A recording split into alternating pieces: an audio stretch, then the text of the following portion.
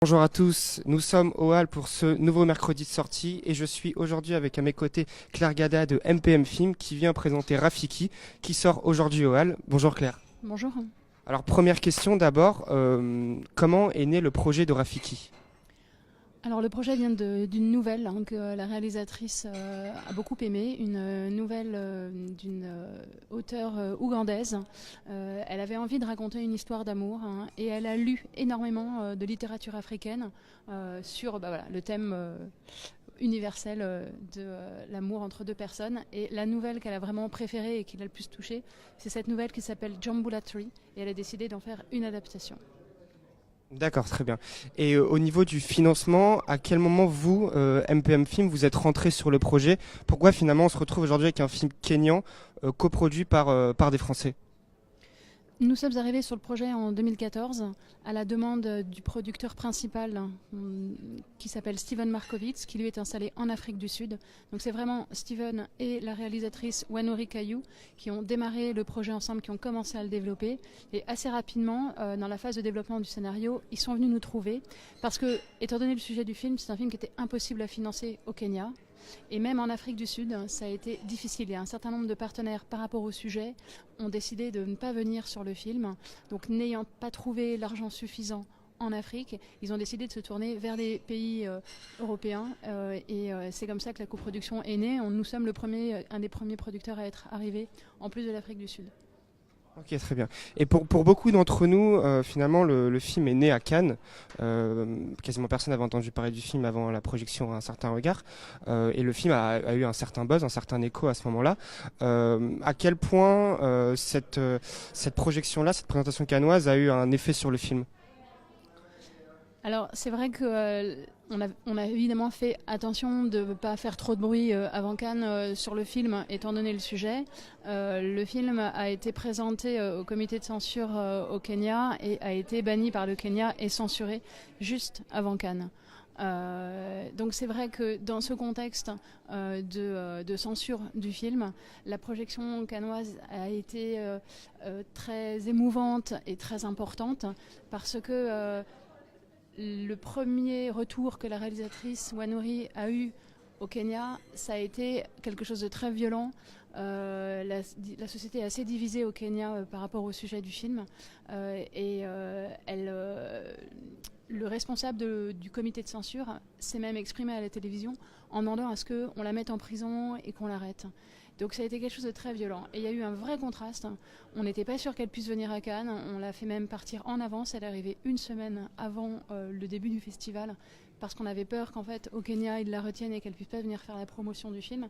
Donc elle est arrivée une semaine en avance à Cannes. Et quand le film a été projeté, il y a eu une standing ovation. Tous les gens se sont levés. Ça a été vraiment une très belle projection et très émouvante parce que très contrastée avec l'accueil qu'elle avait reçu à Nairobi sur son film. Il se trouve que le film a été programmé très très tôt dans le festival et c'était un peu concomitant avec le retour qu'on a eu du comité de censure. Et voilà, ces événements ont fait que le film, finalement, 2-3 jours avant que Cannes démarre, était attendu. Il y avait eu des articles dans le New York Times, dans Le Monde, etc., pour parler de la censure du film. Donc c'est vrai que ça a aidé. Les gens étaient curieux, sont venus et ont été voilà, aussi heureux de voir le film, tout simplement. Alors on l'a dit, film banni au Kenya. D'ailleurs, c'est même devenu peut-être même ici un argument marketing parce que il apparaît sur l'affiche. Le distributeur Metteur Film en a fait un élément marketing. J'ai cru comprendre que la situation du film au Kenya a évolué ces derniers temps. Qu'est-ce que vous pouvez me dire là-dessus? La réalisatrice, avec son collectif Afro Bubblegum, a décidé de porter plainte contre ce comité de censure en se basant sur la constitution kenyane qui est très récente, qui a 8 ans. Et dans la constitution kenyane, il est précisé que les gens ont droit à la liberté d'expression. Et c'est au nom de la liberté d'expression qu'elle a demandé à ce que son film puisse être diffusé. Les lois qui ont été invoquées par le comité de censure, ce sont des lois qui datent d'avant la nouvelle constitution, qui sont d'anciennes lois coloniales et qui disent que l'homosexualité est un délit et contre nature. Et la juge qui a reçu le dossier a rendu son jugement vendredi, assez rapidement, et a décidé de lever l'interdiction pour une semaine. Pourquoi? Parce que l'objectif aussi, c'était que le film puisse être présenté à la sélection des Oscars, hein, dans la section meilleur film étranger. Et pour pouvoir être éligible, il faut que le film soit sorti une semaine dans le pays d'origine.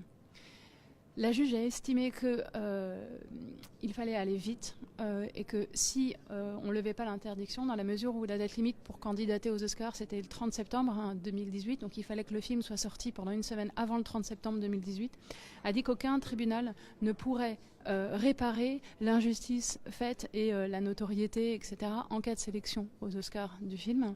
Donc elle a décidé qu'il fallait au moins lever pour une semaine la possibilité que le film puisse être montré pendant cette semaine-là pour le rendre éligible aux Oscars.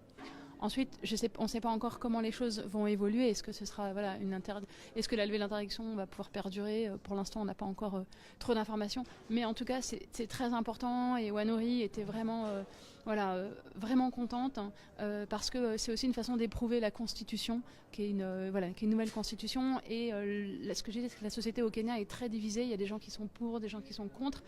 Et c'est important, c'est de faire progresser le sujet. En tout cas, c'est symboliquement un grand pas.